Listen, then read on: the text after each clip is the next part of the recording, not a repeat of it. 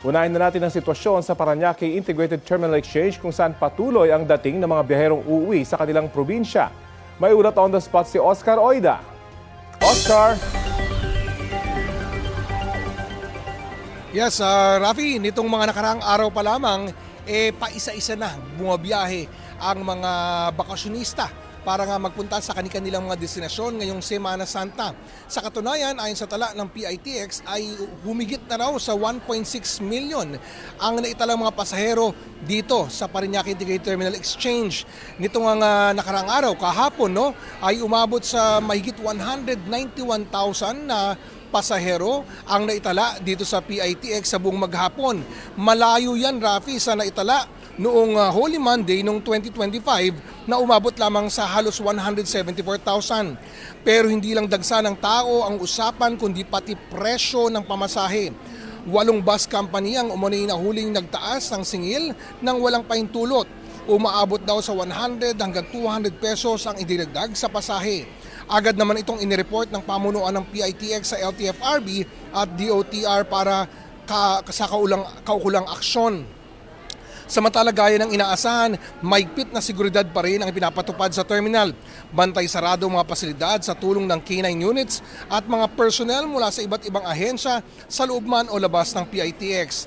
May mga naaharang pa rin mga kontrabando gaya ng mga lighter, may gunting, meron pang araw itak kanina. Paalala ng mga otoridad, para iwas aberya sa biyahe, huwag nang magpilit magbitbit ng mga ipinagbabawal na gamit. Rafi? Oscar, may update na ba doon sa mga otoridad tungkol doon sa 8 bus companies na nagpatupad ng taas pasahe kahit bawal, yung binanggit mo kanina? Yes, Rafi, sa ngayon ang nalalaman natin ay patuloy ang pagmumonitor ng pamunuan ng PITX doon sa ipinapalabas na presyo o yung aktual na binibentang mga ticket ng mga iba't ibang bus company dito sa lugar. Hindi pa kumpirmado pero may mga usap-usapin dito na meron pa raw mga ilan-ilan na nagbibenta ng mahigit sa dapat. Pero yan ay kukumpirmahin natin sa mga sandali ito, Rafi. Pero pagtitiyak ng pamunuan ng PITX, patuloy silang nagmomonitor at pananagutin ang sinuman na gagawa nito. Rafi? At paano naman tinitiyak, Oscar, ng PITX na nasa kondisyon hindi lamang yung mga bus, kundi pati yung mga driver? Okay, Rafi, gaya na sabi natin kanina, sa seguridad, mahigpit pa rin ang pinapatupad na pagbabantay dito. At sa mga driver naman, kahapon lang ay nagsagawa ng random drug test dito sa loob ng premises ng PITX at 3 araw ang kumpirmadong nagpositibo sa illegal na droga. Yan ang kinumpirma kanina lang ng PITX sa atin at patuloy tayo nangangalap ng karagdagang impormasyon patungkol dito. Rafi? At Oscar, merong dati kasi traffic yung sinusuong ng mga bus na pabalik dyan sa PITX. Ngayon ba may nararanasan ganyan, Oscar?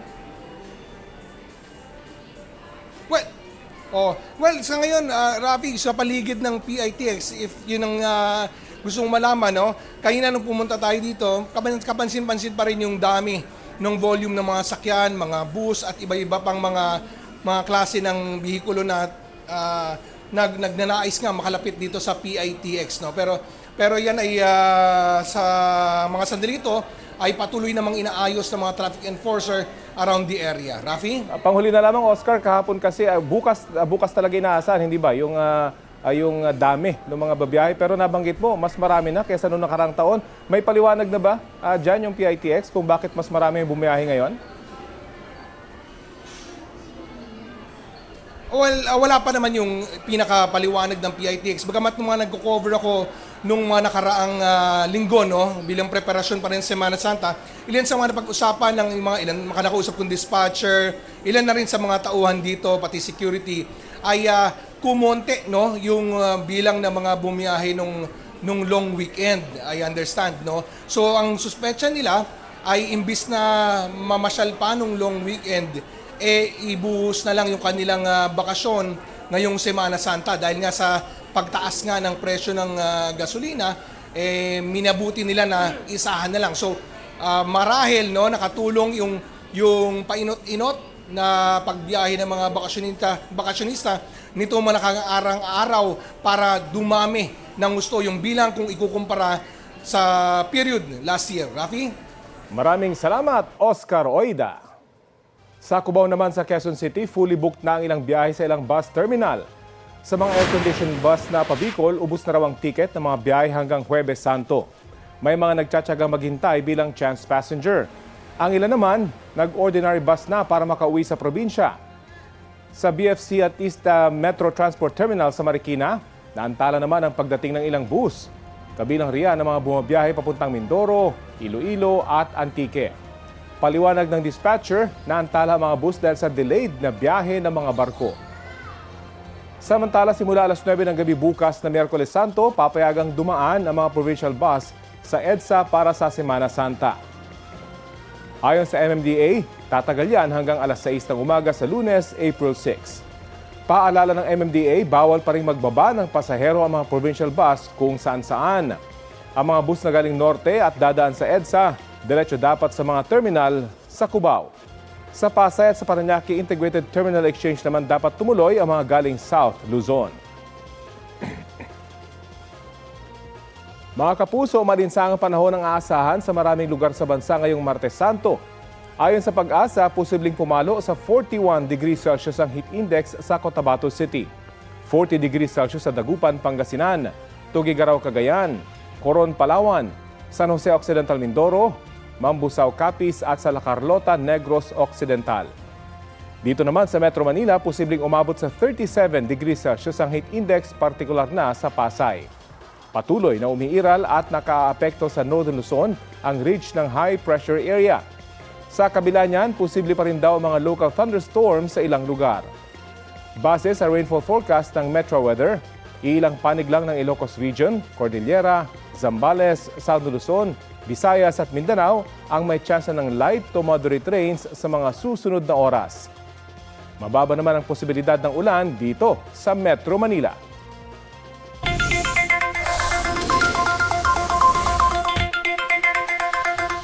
Epektibo ngayong araw ang isa na namang round ng mega oil price hike. Inanunsyo naman ng Department of Energy na may dumating na libu-libong bariles ng diesel pandagdag supply sa bansa. Narito ang aking report. Higpitan palalo ang sinturon dahil hindi pa tapos ang taas presyo ng produktong petrolyo. Bagamat hindi pa rin pumipreno ang taas presyo, nadagdagan naman daw ang inventaryo ng bansa ayon sa Department of Energy. Dumating na kasi ang 142,000 na bariles ng diesel sa bansa, katumbas ng 22.58 milyon na litro. Bahagi ito ng 1.04 million barrels ng diesel na nakuha ng pamahalaan na inaasang darating sa mga susunod na linggo. Galing ang mga ito sa Malaysia, Singapore, India at Oman. The country's total expected available day supply across all types increased from 45 days to 50.94 days. So ito na yung average natin. Sa kabila nito, pakiusap ng DOE, magtipid pa rin sa krudo at kuryente dahil wala pa rin nakakaalam kung hanggang kailan ang krisis na dulot ng gulo sa gitnang silangan. As a country, this is our major appeal to our fellow Filipinos that we support each other, sama-sama tayo. And let's try to magtipid tayo sa electricity and fuel. Pero ang challenge nga po, paano natin ito papaabutin sa ating mga barangay, lalong-lalo na sa isla, lalong-lalo na sa kabundukan. Bukod sa patuloy na paghahanap ng mapagkukunan ng krudo, pinamamadali na rin daw ng DOE ang ilang renewable energy projects. Rafi Tima nagbabalita para sa GMA News. Sumuko sa pulisya ang MPV driver na sumibat nang hindi nagbabayad sa isang gasolinahan sa Quezon City. Siya'y nahuli noong March 22 na tumakas matapos magpa-full tank ng mahigit 5,000 pesos na diesel. Pinagsisisihan daw ng driver ang gas and run na nagawa niya dahil daw wala nang maiuwing kita dahil sa taas ng presyo ng diesel. Handa raw siyang makipag-areglo sa naperwisyong pump attendant. Nakakulong sa Laloma Police Station ang driver na nahaharap sa reklamong estafa. Bago yan, unang natunto ng mga otoridad ang operator at rehistradong may-ari ng sasakyan na nangakong isusuko ang suspect. Ito ang GMA Regional TV News. Patay ang 3 minor de edad matapos sumalpok ang sinasakyan nilang motorsiklo sa isang bus sa Cadiz, Negros Occidental. Sa investigasyon ng pulisya, nasa magkabilang lane ng kalsada sa Barangay Burgos ang motor at ang bus. Nag-overtake ang motorsiklo sa sinusundan niyang motor hanggang matumbok ang kasalubong na bus. Inaalam pa ng mga otoridad kung nakainom ang mga biktima nang mangyari ang aksidente. Ayon sa pamunuan ng bus company, nanindigan ng kanilang driver na nasa tama siyang linya. Hindi pa raw lumalapit sa kanila ang kaanak ng mga biktima pero handa raw ang kumpanya na magbigay ng tulong sa kanila. Wala pang pahayag ang kaanak ng mga biktima. Patay ang isang sundalo sa engkwentro ng mga militar at hinihinalang New People's Army sa San Jose Occidental, Mindoro. Ayon sa 2nd Infantry Division ng Philippine Army, nagsasagawa ng operasyon sa Barangay Monte Claro ang kanilang mga sundalo nang mangyari ang engkwentro. Tumagal ng halos 20 minuto ang putukan bago raw umatras sa mga umano'y rebelde. Isa sa kanila ang naaresto at may narecover na isang baril pati na bomba. Kinilala naman ang nasawing sundalo na si First Lieutenant Dean Uyando. May 2 ring sugatang sundalo sa engkwentro. Huli kam sa Santa Barbara, Pangasinan, bumaliktad ang garong na yan ng mabangga ng humaharurot na kotse. Nagkalat din sa kalsada ang mga laman ng garong. Sugatan ng mag-asawang sakay ng garong. Kwento nila, huminto saglit ang kotse ngunit bigla rin daw itong tumakbo palayo. Iniimbestigahan na ang insidente para matukoy at mahanap ang driver ng kotse. Huli ang isang lalaki sa Quezon City matapos makita ng umano'y hindi lisensyadong baril. Ang suspect tumanggi magbigay ng pahayag. Balitang hatid ni James Agustin. Walang kawalan 38 anyos sa lalaki na inaresto ng pulisya matapos maaktuhan na may hawak na baril. Nangyari ang pag-aresto habang nagsasagawa ng anti-criminality patrol ang mga operatiba sa Barangay San Bartolome, Novaliches, Quezon City. Nung lalapitan nga po nila yung suspect natin, balak pa sanang itago. Kaya lang hindi niya alam, yung mga lumapit pala sa kanya, mga pulis pala. Kasi gawa nga na naka-plain clothes lang sila eh. Hinanapan siya ng mga dokumento, nung wala siyang maipakita, inaresto na siya. Nakuha sa suspect ang caliber 38 revolver na kargado ng bala. Ayon sa pulisya, hindi lisensyado ang baril. Inaalam pa nila kung saan ito nabili ng suspect. Pinapabalistik na rin namin yung baril. Baka sakali kasing baka nagamit na yung baril sa ibang krimen. Yung area kasi na yon ng pinaghulihan niya is may mga history na kasi ng mga robbery hold-up dyan, mga theft. Sa imbestigasyon na pag-alaman na dayo lang sa Quezon City ang suspect na residente ng Laguna, tumanggi siya magbigay ng pahayag kaugnay sa nakuwang baril. Nang tanungin kung ano ang ginagawa niya sa lugar. Ay bibisitahin lang po sana. Nakamag-anak. Yun lang po. Wala na po akong masasabi. Maharap ang suspect sa reklamo paglabag sa Comprehensive Firearms and Ammunition Regulation Act. James Agustin, nagbabalita para sa GMA News.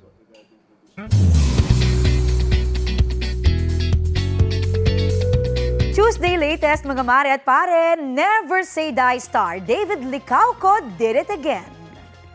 Mabilis natapos ng pambansang Ginoo ang kanyang sinalihang 10K run in just 42 minutes and 41 seconds. Siya ang nanguna sa finish line sa 30 to 34 age group. Top 7 si David sa lahat ng male participants for all age groups at top 9 naman overall sa 1,500 runners. And speaking of getting fit and healthy, nag-register na ba ang lahat para sa Sparkle Run? Registration is still open. Run with your favorite star sa May 30 na po yan sa Quirino Grandstand.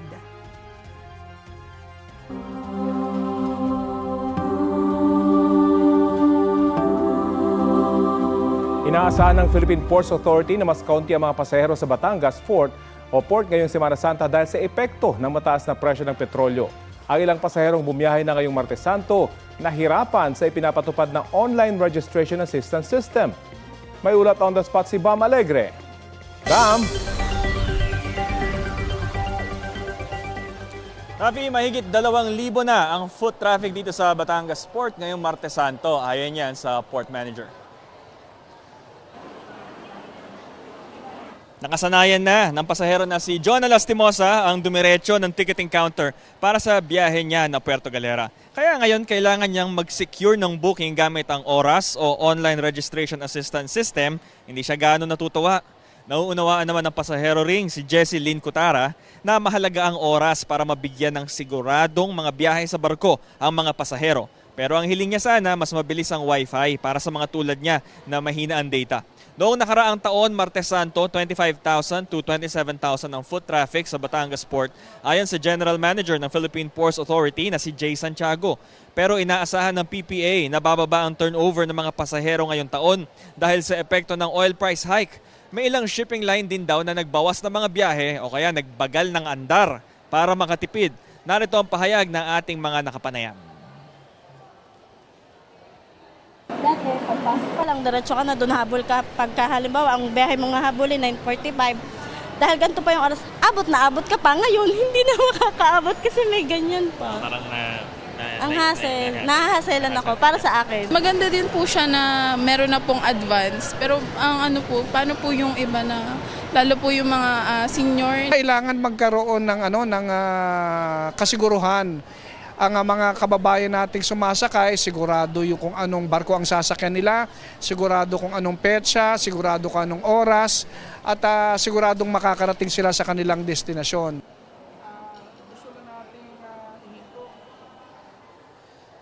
So Rafi, nauunawaan ng PPA na may growing pains kasi test run itong sinasagawa ngayon dito sa Batangas Port pati sa Lucena Port, second day ngayon. Ngayon sa ating likuran, ito yung mga ticket encounter dito sa Batangas Port. Patuloy yung pagdating ng mga pasahero pero noticeably walang mahabang pila. Kasi once ma-verify sila sa oras, ay pupunta na lang sila rito sa ticket encounter. Sure na yung biyahe at babayaran na lang nila.